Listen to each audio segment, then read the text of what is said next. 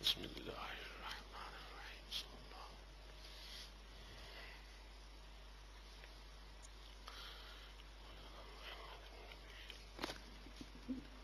وعلی آلہ وصحبہ نحمده ونصلي ونسلم على رسوله الكريم أما بعد فأعوذ بالله من الشيطان الرجيم بسم الله الرحمن الرحيم يا أيها الذين آمنوا آه ورسوله وقال الله والعصر إن الإنسان لفي خسر إلا الذين آمنوا وعملوا الصالحات وتواصوا بالحق وتواصوا بالصبر صدق الله العظيم وبلغنا الرسول النبي الأمي المكين المجيد الرؤوف الرحيم حمد و ثنا کے بعد عزیزان گرامی قدر، آج کے جمعۃ المبارک کے خطاب کا موضوع ہے میاں بیوی کے حقوق اور رائٹس۔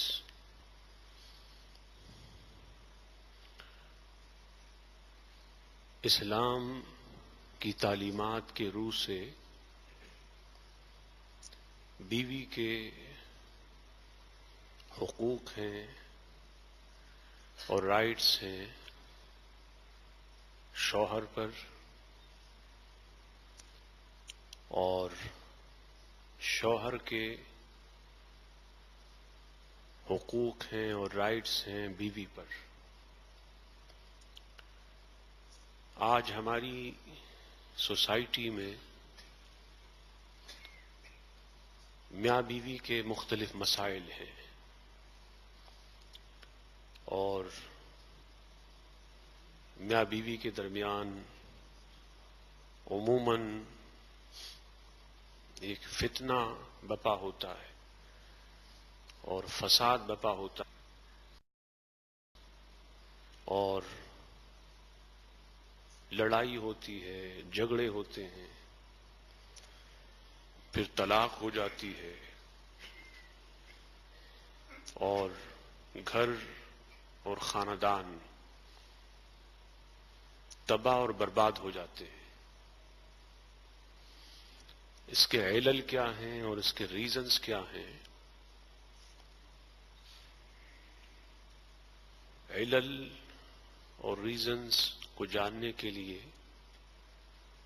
ہم نے ان خطابات کا آغاز کیا، جس کا آج پہلا خطاب ہے میاں بیوی کے حقوق کے عنوان سے۔ میرے خیال میں جو بھی پرابلم اور وائف میں، اس کا سلوشن فقط ایک ہے، اور وہ یہ ہے کہ ہر شوہر یہ جانے کہ اس کے وائف کے رائٹس کیا ہیں، اور وہ ان رائٹس کو فلفل کرے، ان حقوق کو ادا کرے۔ اسی طرح ہر بیوی اور ہر وائف یہ جانے کہ اس کے ہسبینڈ کے، اس کے شوہر کے رائٹس کیا ہیں، حقوق کیا ہیں، اور ہر بیوی اپنے شوہر کے حقوق ادا کرے۔ سو دو باتوں کا انجام دینا، یعنی حقوق جاننا اور پھر حقوق ادا کرنا، یہ سلوشن ہے ہر اس پرابلم کا، ہر اس مسئلے کا جو میاں بیوی کے درمیان اٹھتا ہے، اس میں سے آج ہم پہلا حق آپ کو بتا رہے ہیں، جو حق ہے شوہر کا اپنی بیوی پر، اور وہ ہے حق اطاعت، دا رائٹ آف اوبیڈینس۔ ہر بیوی کو چاہیے کہ وہ زندگی کے معاملات میں اور زندگی مختلف میں اپنے شوہر کی جائز بات اور جائز مطالبات مانے، اسے تسلیم کرے۔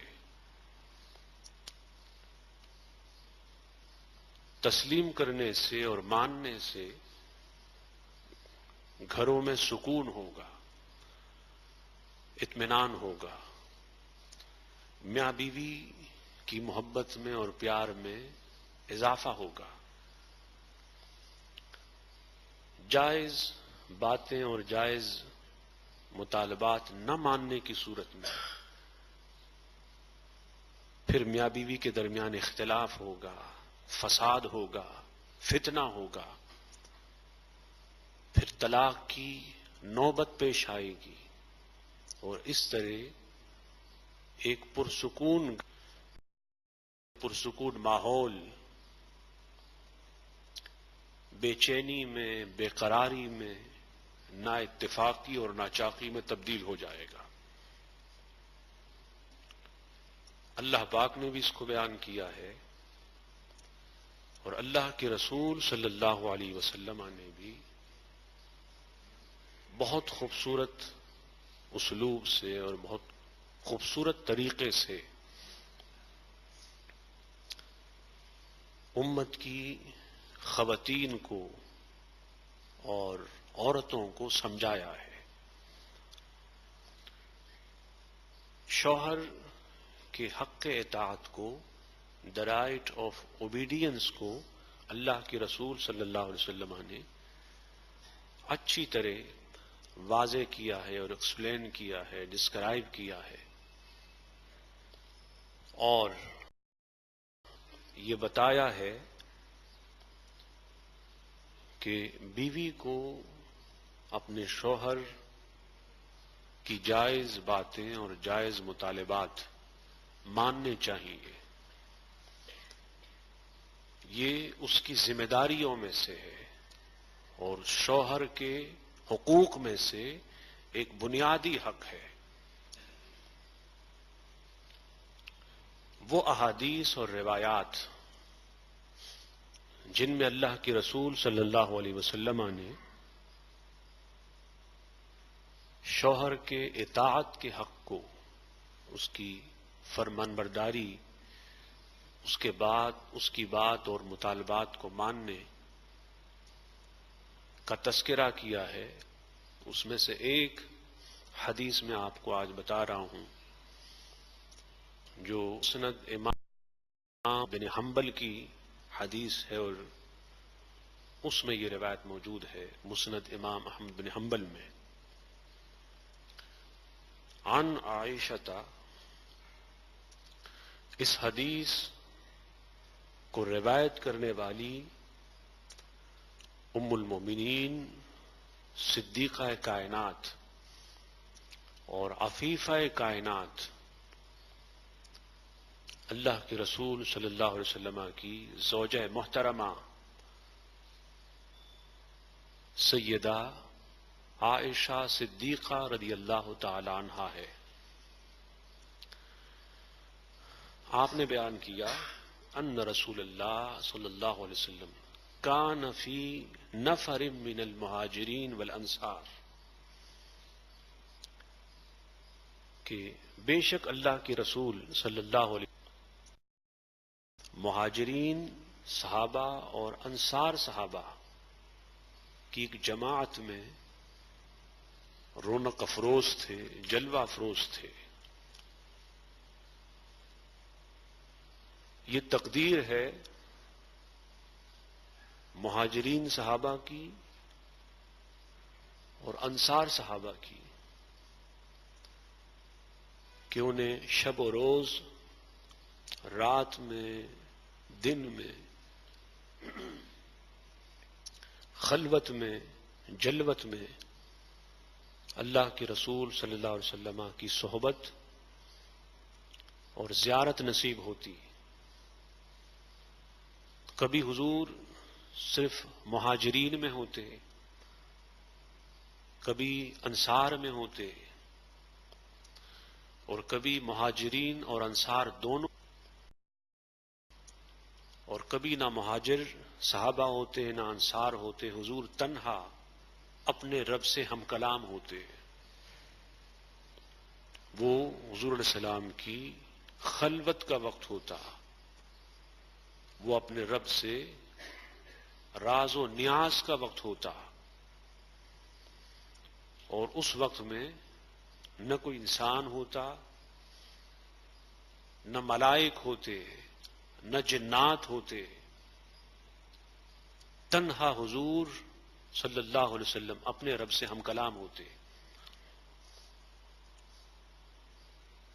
فرمایا فجاء بعیر، حضور علیہ السلام انصار اور مہاجرین کے درمیان رونق افروز تھے، اتنے میں حضور کی بارگاہ میں ایک اونٹ حاضر ہوا، کیمل، جس کو آپ شام،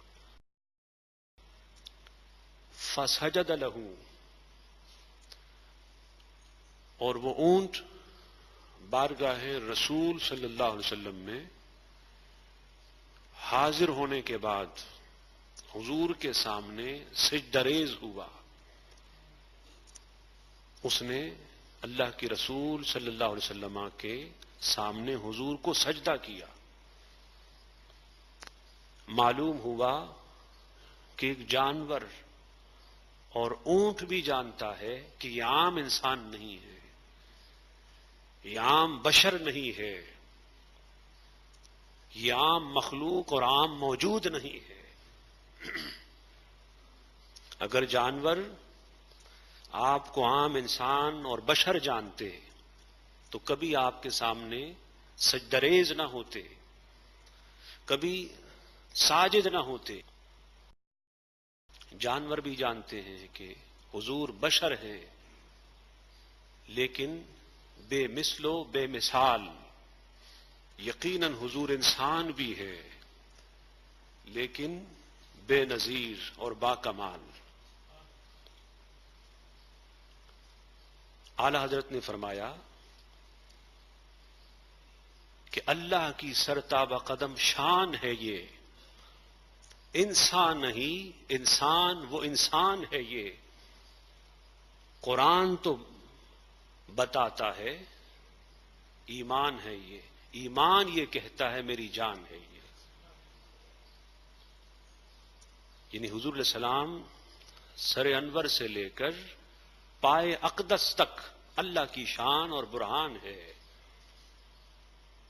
اور قرآن بتاتا ہے، قرآن کا فتویٰ ہے کہ حضور ایمان ہے، اور ایمان فتویٰ یہ ہے کہ حضور ایمان کی جان ہے۔ تو اونٹ بھی جانتا ہے کہ حضور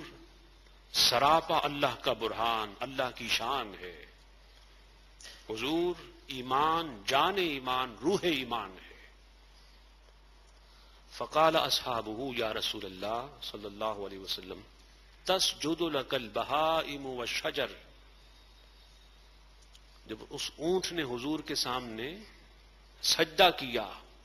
ساجد ہوا، سجدریز ہوا، تو حضور کے صحابہ نے عرض کی یا رسول اللہ صلی اللہ علیہ وسلم، آپ کے سامنے جانور سجدہ کرتے ہیں، چوپائے سجدہ کرتے ہیں، درخت سجدہ کرتے ہیں، فنحن احق ان نسجد لک، ہمارا حق تو زیادہ بنتا ہے کہ ہم آپ کو سجدہ کریں، ہم زیادہ مستحق ہیں کہ آپ کی بارگاہ میں سجدریز ہوں، ساجد ہوں۔ اس لیے حق زیادہ بنتا ہے کہ وہ تو جانور ہے،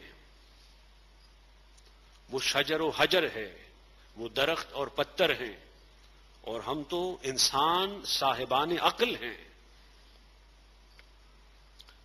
سو اگر وہ مخلوق جو عقل سے عاری ہے،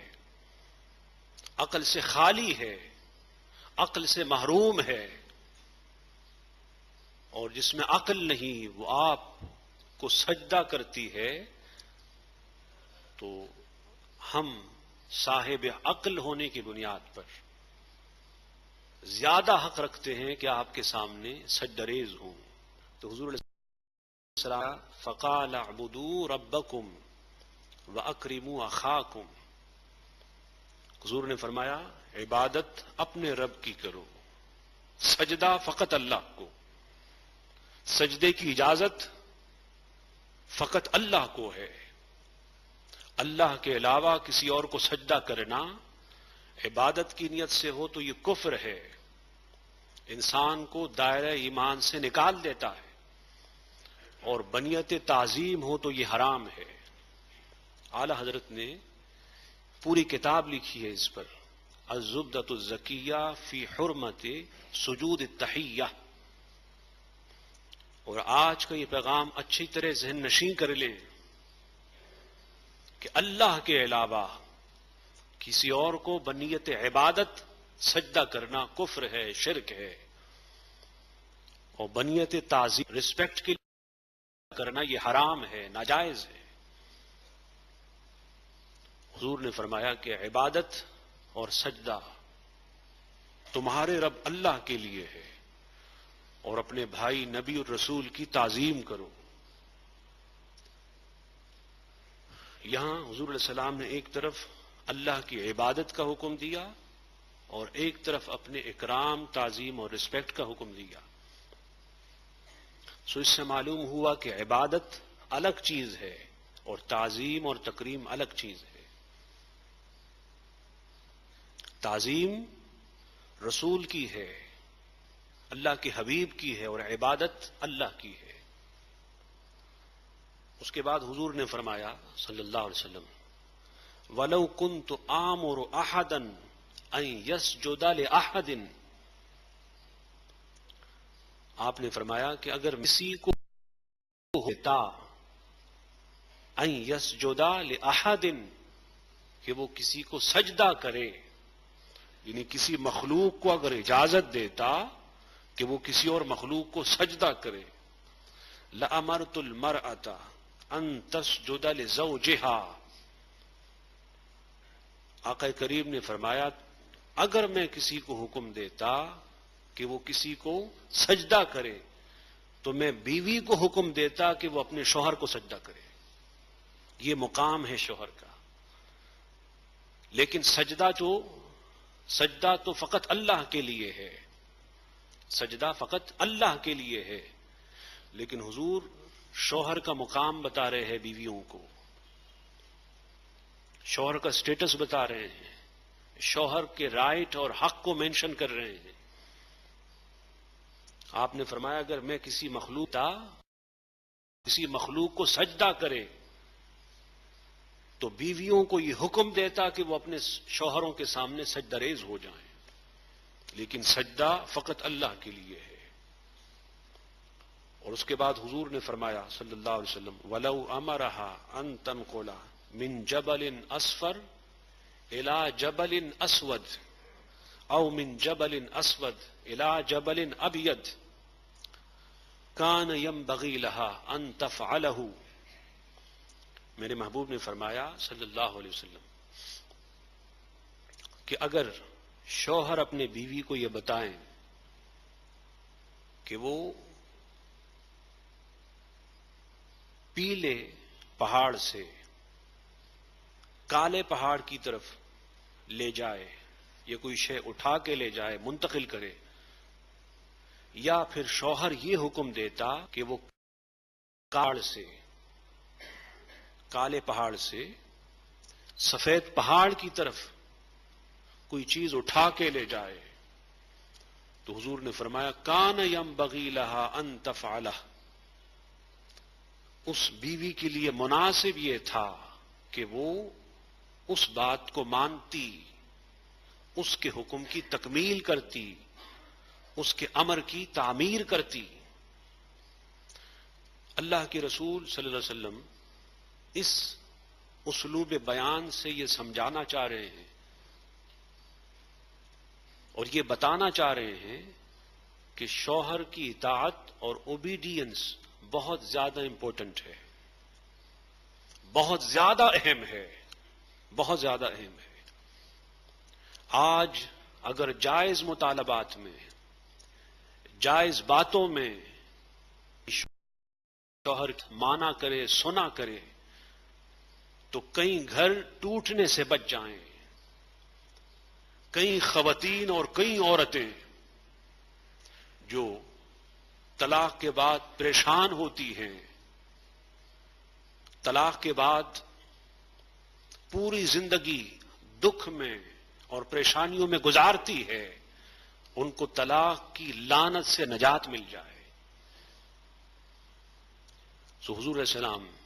یہ بتا رہے ہیں امت کی عورتوں کو، امت کی خواتین کو، اور یہ پیغام دے رہے ہیں، یہ پیغام دے رہے ہیں کہ عورتوں کو چاہیے کہ وہ جائز باتوں میں اور جائز مطالبات میں شوہر کی بات مانا کریں اور شوہر کے مقام کو سمجھیں۔ اس کے جب شادی ہو گئی، نکاح ہو گیا، تو اب شوہر عام انسان نہ رہا، شوہر کی حیثیت عام انسان جیسی نہ رہی، اب وہ صاحب حق ہو گیا۔ اب بیوی پر کچھ ذمہ داریاں عائد ہوتی ہیں شادی ہو جانے کے بعد۔ آج کی عورت، آج کی خاتون اگر اپنے شوہروں کے مقام کو سمجھنے لگیں، شوہروں کو ان کا مقام دینے لگیں، تو اللہ گواہ ہے کہ ہر گھر امن و سکون کا گہوارہ بن سکتا ہے، ہر گھر میں محبت اور پیار کی فضا قائم ہو سکتی ہے، اور ہزارہ گھر ٹوٹنے سے بچ سکتے ہیں۔ میں نے اس میں یہاں پہ بہت سارے واقعات آئے جنہوں نے مجھے ان خطابات پہ مجبور کیا۔ شادی کو 20 سال ہو گئے، 30 ہو گئے، 40 ہو گئے، اس کے بعد طلاق۔ وہ نادام مرد بھی اچھی طرح سن لیں جو شوہروں بیویوں کے حقوق سے غافل ہیں، جو ظلم کرتے ہیں بیویوں پر، جو زیادتی کرتے ہیں بیویوں پر، قیامت کے دن اللہ پوچھے گا۔ بیویوں پر ناجائز ظلم کرنے والے، زیادتی کرنے والے، ان کو مارنے پیٹنے والے، ان کی زندگیوں کو مشکل بنانے والے لوگ قیامت کے دن تاجدار کونین کو کیا منہ دکھائیں گے؟ میرے آقا جب دنیا سے رخصت ہو کر بات جا رہے تو آپ نے عورتوں کے حوالے سے آخری نصیحت کی تھی، 2 باتوں کی نصیحت تھی، اس میں سے ایک نماز کی اور ایک عورتوں سے اچھے سلوک کی۔ اس لیے آج ہمیں یہ جاننا ہے، یہ سوچنا ہے کہ عورت جب نکاح کے بعد ہمارے گھر آئی تو اب اس کی حیثیت بھی عام عورت جیسی نہ رہی، اس کو بھی اللہ نے ایک مقام دیا ہے، ایک مرتبہ دیا ہے، اور شوہر کے ذمے اس کے کچھ حقوق اللہ پاک نے اور اس کے رسول نے مقرر کیے ہیں۔ تو خدا کے لیے ان حقوق کو جانیں، انہیں پڑھیں، انہیں ادا کریں، انہیں انجام دیں، تاکہ مزید اور گھر ٹوٹنے سے، تباہ اور برباد ہونے سے بچیں۔ اللہ پاک